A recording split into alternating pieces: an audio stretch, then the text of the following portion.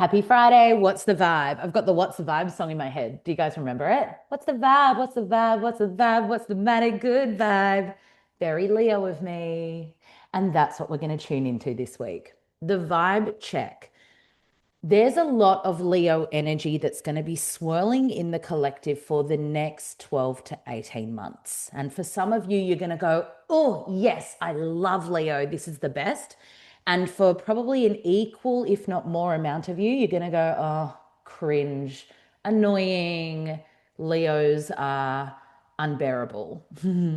And every sign is polarizing, and Leo is absolutely, I say, as a loud and proud Leo. But what I will say is we really need to become familiar with the shadow aspects of this sign for us to make the most out of all of these transits. Now, by all of these transits, I mean currently we have Venus in Leo, and we will into the end of this month.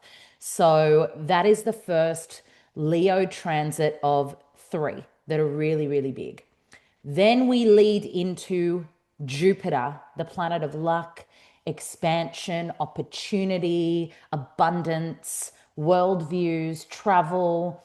It moves into Leo for 12 months on the 30th of this month. So in 11 days, we've got that planet of Jupiter moving into Leo. This is going to impact every single one of us, depending on where Leo is in our chart. Okay. Now, you might have a planet in Leo, like your sun, your moon, your rising, your Venus, whatever the planet is, in which case it's going to have more of a profound impact on you. But whether you have a planet in Leo or not, Leo does impact a house in your chart.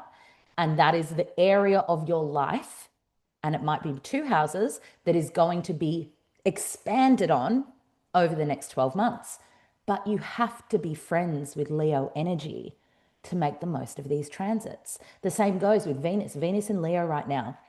Venus is the planet of love, of beauty, of money, of what we value. Leo is the performer, but it's also really generous, very heart led. Leo rules the heart, the center between heaven and earth. Leo is play. It's our relationship with our inner child, it's our relationship with our children. Leo is creative. Yeah, Leo shines, not on purpose, just as a byproduct of being who they are. A Leo in harmony with their energy of Leo is authentically expressed without having to say, I am authentically expressed. They just show up. And because they're such a true expression of who they are, they take up space without apology. Now, the wound of Leo, and we're going to see this collectively from July, the weekend of July 23, when the nodes shift. The collective nodes move into Aquarius, North Node, and the opposite sign of Aquarius is Leo, Leo South Node. I'll talk more about this shift when it happens. And if you're coming to my ceremony up here that weekend, we're going to do a lot of work on that. So 4 tickets left. But the South Node collectively is moving into Leo. And so while we've got Jupiter, this planet of luck, abundance, expansion, money, like opportunity, lighting up the Leo part of our chart, we've also got the South Node in Leo being like, well, do you feel too much? How safe do you feel to be seen in your shine? What are the wounds that you hold around shining and taking up space? Are you unapologetic in owning your brightness? Are you unapologetic in walking into the room and letting heads turn to you? Are you stepping center stage on your life? Are you expanding yourself into creative fields of interest because you love the way creativity makes you feel? Are you giving generously of the heart and committed to exchanges that are reciprocal in nature? Because the shadow expression of Leo is they can give to a fault when they get nothing in return, you know? So there are a lot of moving parts with Leo. And depending on how many wounds you hold with Leo will depend how much you get out of these transits. And I've seen it already. And we haven't even had Jupiter here yet. We haven't even had the South Node here yet.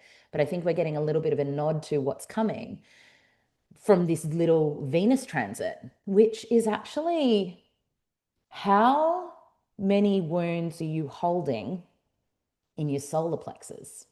solar plexus, our energy center of our inner power, our sun, how safe we feel to take up space.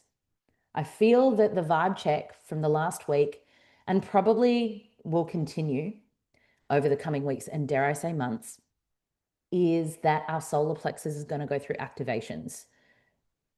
Really an invitation to unhooking any cords or binds or ties or external influences that are maybe even unknowingly to us tapping into our own light, feeding off our light.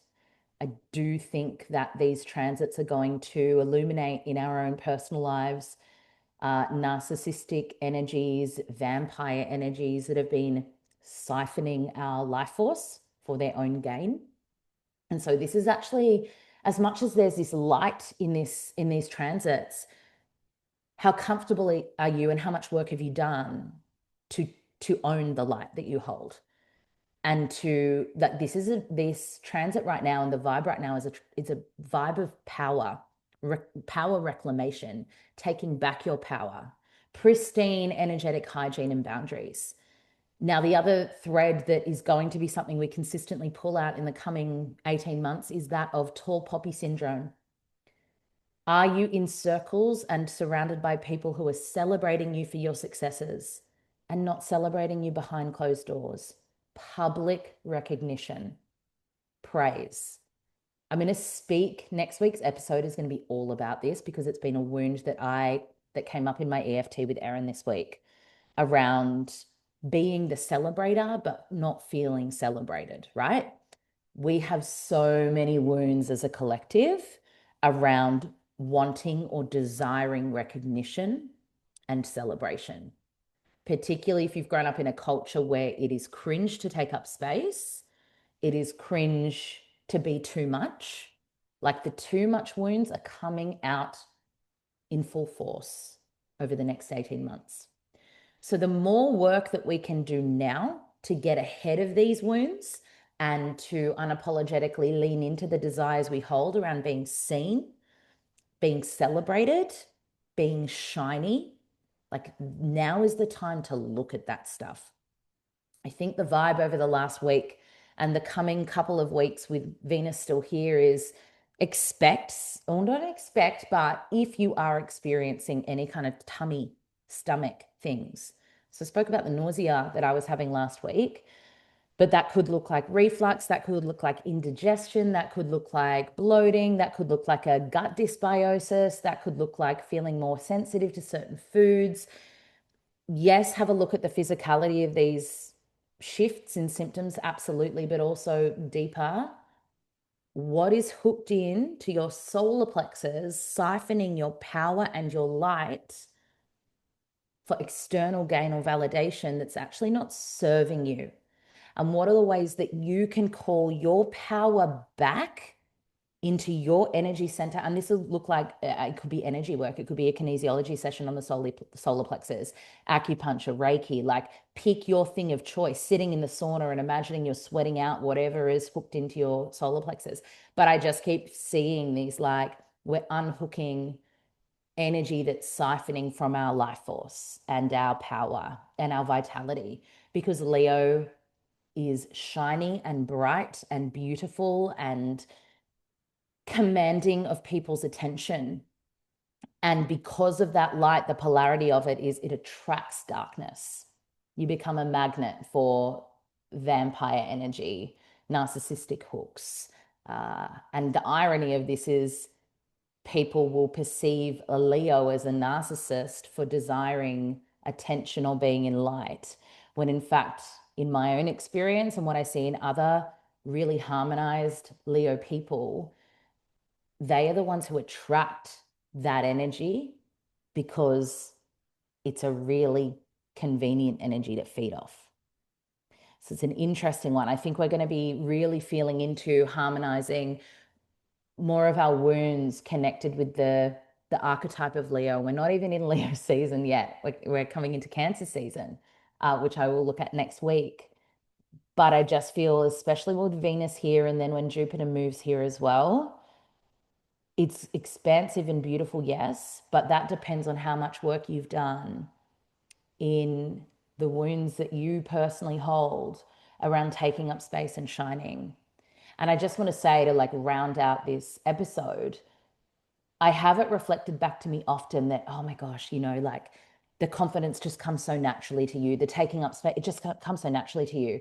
To which I always push back and say, no, I have been working specifically on my wounds around taking up space and shining for over a decade, consciously and actively, consistently working on that as my biggest wound as a Leo sun, and any other Leo sun will understand. It's our gift when we're harmonized in it, but it's our biggest pain point when we're not, because we know what it feels like when people think that we are too much. We know what it's like to dim our light, to feel loved by everyone around us. The biggest lesson and learning of anyone with a heavy Leo placement is to feel the judgment of others and unapologetically shine despite that. And that's not easy. I might make it look easy, but there's a lot of deep work and healing that I do behind the scenes and have done for over a decade and continue to do. This isn't something that just comes naturally to some. It might come a little easier depending on your life circumstances, but it takes work, intentional focus. So that will be what I look at in the big episode next week: recognition, tall poppy, taking up space, shining. Because I think the more that we can look at these wounds and alchemize them in our own lives, the more that we're going to actively celebrate the people in our lives who actually embody these qualities that Leo is calling us into for the next few years and hopefully beyond. That's it. That's the vibe. I'll be back in your ears on Monday.